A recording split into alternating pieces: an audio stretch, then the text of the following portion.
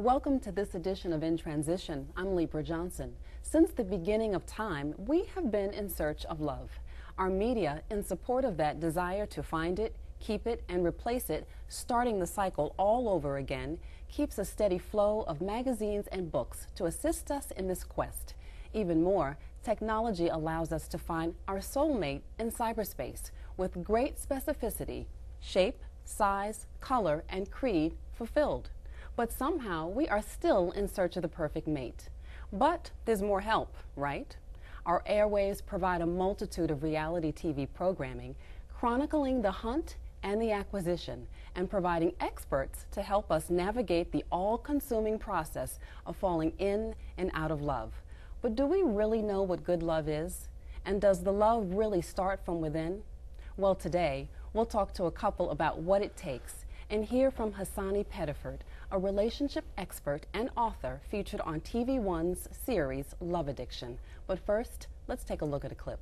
If you had to rate this relationship on a scale of 1 to 10, 1 being the worst, 10 being the best, how would you assess it? -5. A -5? Yeah. So if things were your way, if you could make a decision, what do you want for your friend Brian? Honestly, I would want them to sever the relationship. Brian's friends think that Blair is hurting his ambitions and destroying his future. But a closer look suggests that Brian is a womanizer who's using Blair. His friends have asked me to intervene. Welcome to the show, Hasani. Thanks for having me. I have watched Love Addiction. So, you know, what we just saw in the clip there, I got to see. I actually have seen a few of the episodes that featured you as the relationship expert. So I've watched you. I felt the connection you had to the guests on the show. But for those who haven't, talk to us a little bit about who you are, how you got started in this, and all of the things you have going on that support this. Well, I actually started a good 15 years ago. This is something that has been in me for many, many years. I mean, educationally, I graduated from Rutgers University. I was an African American Studies major. And so I had a specific emphasis on the black family. And so it's something that I've learned for many, many years. But also in my family, my parents are still together after 40 years. All my aunts and uncles are still together. My grandparents, until my grandfather died, were still together. So every example I have is of a healthy relationship. But when I look in society and I see the fact that over 70% of our households are run by single parent mothers, when I look at the high rate of divorce and infidelity, I'm stuck with the question, why are certain relationships successful and others a failure? And so that gave me the motivation to really become an expert on this issue and to share my experiences, my testimonies, and my information with others. Wow. So we'll talk about TV One in a moment, but there's a road that leads to TV One. You don't just get on national television. So you've written books, you've done motivational speaking.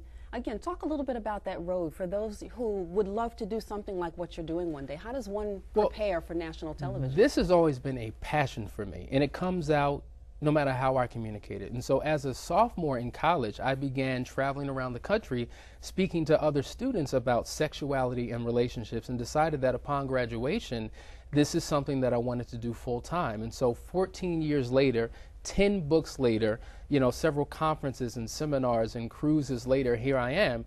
And everything that I've done in that span of time was taking me closer to the opportunity of being able to be featured on TV One's Love Addiction. So it's been an amazing ride. And I like the fact that, you know, even though it's a reality show and it's somewhat entertaining, it's become a teachable moment, not only for those that I'm counseling on the show, but for the millions of viewers all over the country. Yeah. You know what I like about you? When I watch the show, you just, first of all, your heart is in it. So I get it that it is a production. But something about the way you are interacting with folks who, at least it appears, don't know that they're about to have this experience with you. I would imagine you have a very short period of time, whether you're on television or counseling in some other setting, to establish a rapport and to establish trust. Yes. One of the important things that I heard you bring up was just asking folks to really look at the relationship that they have even with themselves. That this idea that you're with this other person and you're completely caught up on them, thinking this is love, that it might actually be the love that begins within. Yes. You are you're very honest with people in a way that, you know, I was thinking, I don't know if they can handle what he's saying, but you get a good response. I do, because you know what, at the end of the day, my titles, my degrees, my certifications mean nothing if I can't connect and be a source of inspiration for other couples. So I don't take the clinical approach. I don't come with the terms and the definitions to impress you. I come with real life, common sense solutions that make sense.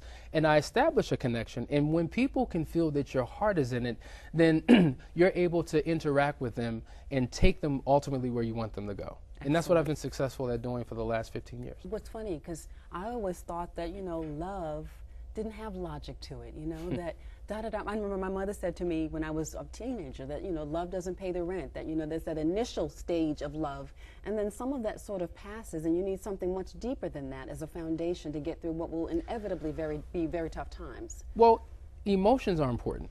And usually it's the emotions at the very beginning of that relationship that bring you two together. But unfortunately, our selection process is off. Many people decide who they want as a partner based upon two qualifications: physical attraction and emotional desirability. So if you look good and you make me feel good, we think that that's enough. But once you've solidified the relationship, you've established a commitment, you soon realize that that is not enough. That's not enough glue to hold the relationship together. And if you are not taught couple skills, then you won't be able to successfully make it through that relationship. And you say taught. So really the truth is it isn't just love, love, love. This is something you have to learn how to do. You have to learn it. Okay. And I'm an advocate of teaching people that you must become a student of your partner. It's not enough for me to read books on relationships and books about women and books about men. I've got to learn the person I'm in the relationship with, because Susie may do things in a different way than Mary, and Mary is different than Jane. And if I treat Jane like Susie, then I'm going to have a problem. And so each of us have our own uniqueness, our own specificity, which makes us who and what we are. And if I can't learn how to accommodate according to who you are and your uniqueness, it's not going to work. Wow. Well, that's the bottom line. There's things that need to be taught. And so people have to make the commitment to do that.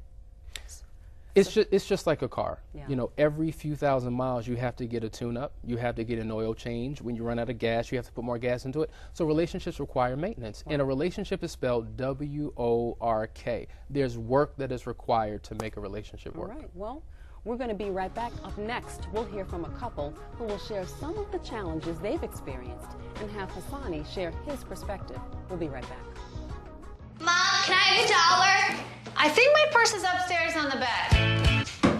It's not here. Check the dining room. No, the upstairs closet. Moms everywhere are finding ways to keep kids active and healthy. Get ideas, get involved, get going at letsmove.gov.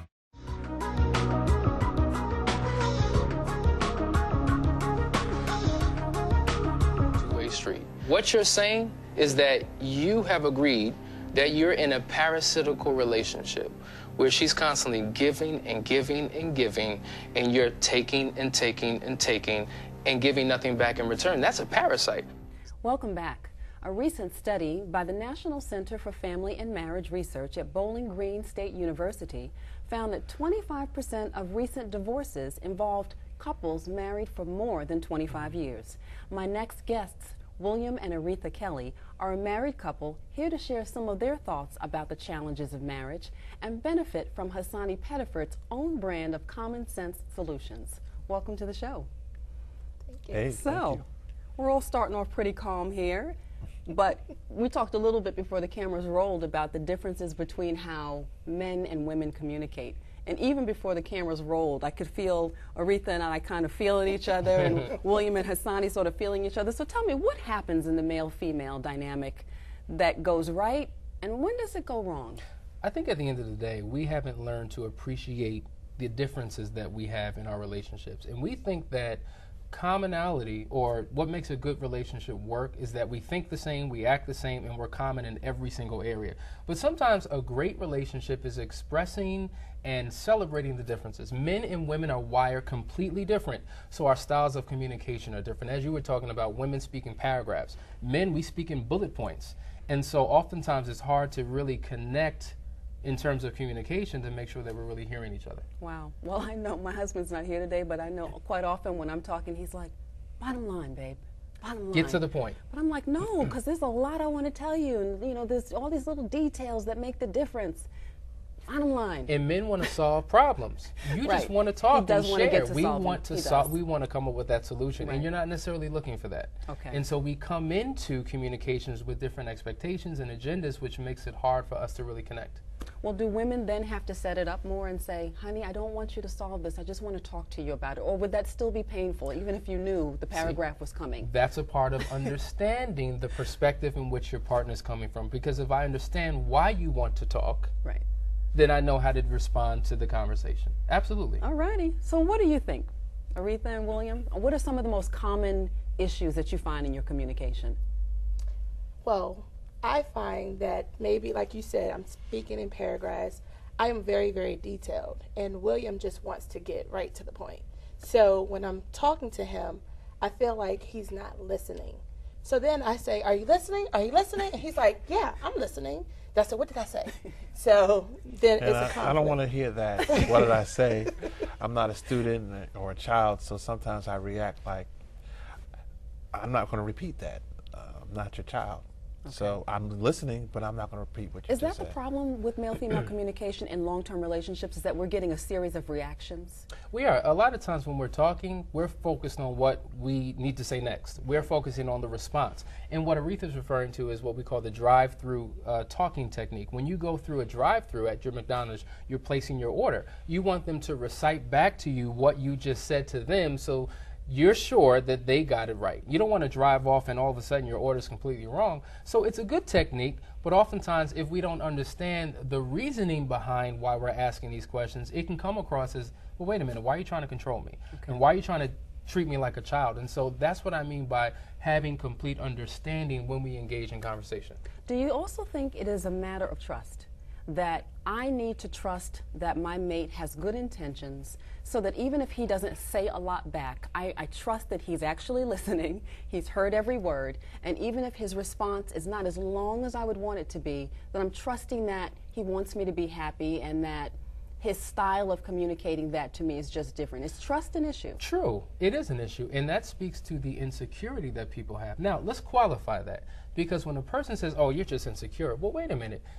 Being insecure means that you may be insecure in the relationship in terms of how things are going. And so in order to make me feel secure, I need to be able to trust that you have my best issues at heart when we're communicating and dealing with certain issues. And I think if we understand people's perspective before the conversation takes place, it allows us to balance out the techniques that we may want the partner to apply that they may not be applying because we're wired differently. So if you were meeting with Aretha and William in a session, first of all, I bet this is very common, a very common complaint, the communication and the Yes. styles. What would you share with them? First of all, I typically explain that no matter what their issue is, if it's a sex issue, if it's a financial issue, if it's an in-law or child issue, at the root of it all is communication, a failure to understand and to communicate. And no matter who pays for the session, I make it very clear that I'm not here to be on your side. I'm not here to give the male perspective or the female perspective. I'm here to take a holistic approach to relationships and to teach you all how to balance out who you are and what you are so that it works for your relationship. Okay. So is there a typical exercise or activity that you would take folks through? Do they leave you with homework and come back for another session? Very good point. I believe in having forward-moving counseling sessions. So while we discuss issues in that hour or 90-minute session, I give them homework assignments. And so that's kind of the difference between coaching and counseling. A counselor can sit there for an hour, take notes, ding, the session's over, see you next week. Whereas a coach may take more of a practical approach and a solution-oriented approach. Assesses the problem, gives you instruction for the week based upon that situation, and when you come back, there should be some resolution and conclusion to those particular matters. Interesting. So coaching is very, very results-driven. It is results-driven. Right. And so it's important to assess what their goals are and to help them clarify that as a couple and as individuals. And then from that, customize your plan that works best for them in terms of what they want to accomplish. Do you find that most couples don't come in with those goals in mind? They just don't. sort of know what they want to complain about. I know what my issues are. I don't know where I want this to go, but I know what my issues are. You have to constantly bring them back, to the point of, listen, this is what we're here to accomplish. And so you may ask them to tell me a quality about your husband that you love. Tell me a positive moment that you shared with your partner. And we you typically steer to the negative, and you have to bring them right back in to remind them of what they're there for. So absolutely, that definitely happens. Wow. Well, any questions for Hasani? Anything, any burning questions about how to make it work? Because, I mean, listen, long term is a lot of work. It is. You know, as you said in the first segment, WORK. And I think when we fall in love, we fall. And I think when we arrive, you know, it gets very real. When you're living with each other, you see each other every day, no hair, you know, no makeup, not no hair, no makeup. Maybe. Sometimes. That's another show. But, you know, once the falling stops and you arrive, and you really have to start to get to know each other, any questions that come up for you kind of time and time again, William or Aretha? Well, actually, what you were about to say, that is a great question. So if you are kind of falling out of the relationship, how do you bring it back in? That's a good point. And I have a problem with the concept falling in love. I think you need to grow in love, you know, and I think many of us fall too quickly. I was counseling a couple a week ago that they knew each other for 3 months and were planning a wedding. And so they haven't understood the seasons to make a relationship work. You have the dating season, you have committed courtship, you have engagement, you have marriage. And if you don't operate in these seasons effectively, you'll be in situations where you fall, in essence, out of love. And I think if we take the time to really get to learn each other, because you could be married for 20 years and still not know your partner. How many people have been married for many years, they're sleeping together at night, but they still have that feeling of emptiness and loneliness within them? And so it means that the intimacy has gone, and communication at its core develops intimacy. And if we could talk more and have more recreational companionship and have more physical proximity, I think it opens up the door to better communication, growing in love, and longevity in our relationships. Right. Any other thoughts, William, that you have about? Well, you know, my question to Sonny is, how do you balance out not just a male perspective when you're counseling a female and a male? How do you balance that out?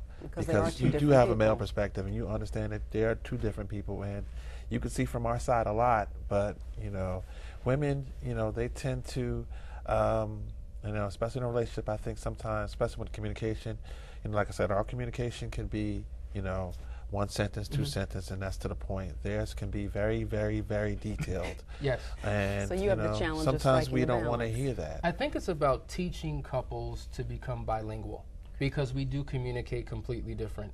And if we could learn each other's language and begin to assess it correctly, I think that it could work. So being bilingual ultimately works. Okay. Well, there's a big commitment that needs to be made at the beginning, the middle, and the end. Yes, ma'am. Okay. Well, up next, when we come back, we'll go to viewer mail and hear what Hasani has to say about some of your most burning relationship questions. We'll be right back.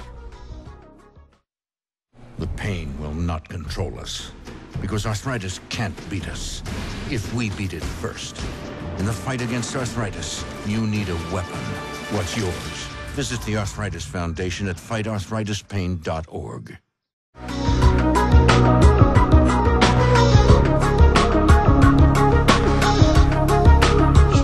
To comfort her, to pray for her, to do all the things that a spiritual man would do.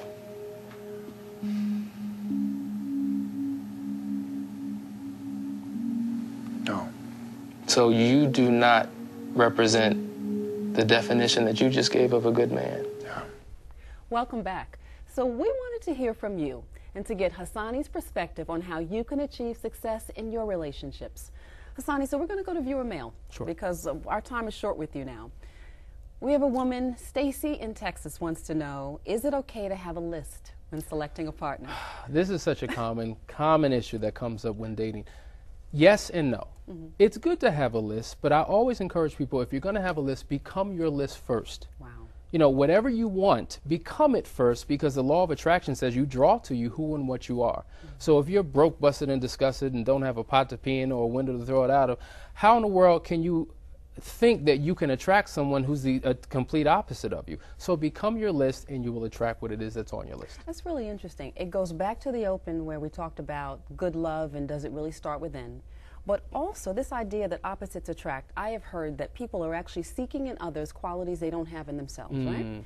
But I would imagine that would not be a good thing, that your list is one where if I want to be better at my finances, so I'm going to look for someone who is. You're saying become better at your finances. Exactly. So that the love you're looking for isn't a desperate fill me up, complete me, make me better love. Bingo. Okay. And at the end of the day, the lowest common denominator in every relationship you enter into is you, because you take you everywhere you go. So if you go from one bad relationship, your own baggage. You are, and you bring your own issue. A relationship full of issues. Think about it: issues. It's you. You're the one with the issues. Wow. And until you work on your own self, you can't have a successful relationship. Wow. Why do women cheat? From Melvin in D.C. Now, I bet he's asking this because we hear mostly about men cheating. Why do women cheat? Well, women cheating and infidelity amongst women is on the rise. Is it? But when you talk to most women, usually it's because there is a deficiency in their relationship. There is a need that is not being met. And if I can't get you to meet that need, I will find somebody else who will meet that need. And so it's the concept of your partner being like a customer. You know, if I go to a hotel and I expect 5-star service and I'm getting 2-star service, and I know that there's several other hotels down the road that can give me what I'm looking for, then I may be tempted to get from someone else what I'm not getting at home. Okay. Do you think the cheating piece more often occurs when, truthfully, during that falling in love part that you've already said probably isn't the best thing, that I haven't really taken the time to get to know this person in terms of their values? Because honestly, if we're in the same space, or at least are trying to achieve the same goal spiritually and beyond, you know, I might tend to think you wouldn't do that because I've chosen someone based on whether it be biblical principles or something else that says this is who I am and this is who he is, and we agree this is who we're going to be for each other. Or is it just much more complicated? I think than that? cheating takes place in all 4 seasons of a relationship, but the reasons and motivations behind it may be different. And just as women cheat because there's a deficiency, many men do the same thing as well. Men desire sex, and so for a lot of men, if there's a difference in terms of the libido in the relationship, they may seek out in another what they're not getting at home. But sometimes it's an emotional connection for men as well. Men aren't just one-track minded. Men and women have the same amount of emotions, but we express it completely different. Okay. When we don't feed each other that intimacy, does the respect then dip and then make cheating even more possible? Absolutely, because if you're not feeding your partner, you're starving your partner. Okay. And if I'm starved and I need to eat, I'm going to find it. Now, that does not justify, because there's nothing good. I think there were and that's the problem. There are 1,000 reasons for cheating, but none of them are justifiable. And so rather than choosing that course of action, you need to once again communicate so that there's complete understanding with you and your partner to deal with certain issues, because the temptation to dip out is there. Constantly. Absolutely. Especially with cyberspace and technology. The oh yeah, technology. Absolutely. Okay. Well, speaking of technology, what do you think about people using technology to find folks? And this is from Anthony in Florida. I think that is a problem, because technology could just make you a better cheater. Absolutely. I mean, if you're a cheater, then technology will make you a better cheater. If you're not a cheater, then technology won't create the temptation if it's just not in you. Okay. So people use technology to do what they naturally would do, but it just becomes that more easy. And I think there's 24 hours a day, absolutely 7 days a week. And that's why I always encourage couples, when you're developing relationships with members of the opposite sex, that if I have a female friend that I had before I met you, she's got to become my wife's friend. If she's not my wife's friend, she's no longer my friend. That's a rule. Absolutely, because it creates temptation. All righty. Well, let's flip the technology question. Yes. How do you feel about people using it to find their soulmate? Is it possible? I think that's very possible. I know several people that have met their partners online, if you will, whether they be online blogs or chat rooms, and I think it could be effective, but there are pros and cons to all types of venues in terms of how you meet your partner. Okay, and this is probably a big one. We've been engaged for 3 years. Why won't he marry me? Michelle in California. So he gave her a shut-up ring. He said, here, take the ring. We're good now, right? And unfortunately, it wasn't enough. Cheat. Many men have a problem with commitment because for a lot of men, there are no examples in their lives of successful relationships that work. So if I've been married before, if I've been cheated on, if I've gone through a divorce, if my children have been taken away, and if I'm paying alimony, I'm paying child support, and I'm financing people who hate me, it's hard for me to start all over and to become vulnerable again, to put myself in that same situation. So though I may want to love and be in a relationship with another person, taking that step to marriage is a whole nother area of issues and commitment that you have to deal with. And so if we can see, men don't heal the way women heal. And that's why they have a problem committing. When men get hurt, they hold on to that pain, they internalize it, they make vows never to put themselves in that position again, where women can let things go easier than men can. And so that speaks to some of the commitment issues as well. Wow. Well, we could go on, and we certainly will keep forwarding those questions from our viewers to you. But tell me this, for people who are watching who need help and they can't come to one of the Yes. cruises or can't immediately get one of their hands on one of your books, what suggestions you have for people who want to make their love relationships better? I encourage every couple to have a marriage mentor. I encourage them to go to their church and find someone who you can glean from. I encourage everyone to go to a seminar in your area. You need constant maintenance. So if it comes in the form of a book, of a seminar, of another couple that you can kind of balance things off with, whatever you need to do to make it work, do it. But outside of that, they can feel free to just contact me through my website to seek the help that they're looking for. I'm available on Facebook, and this is what I've committed my life to doing. All righty. Well, we'll make your website available.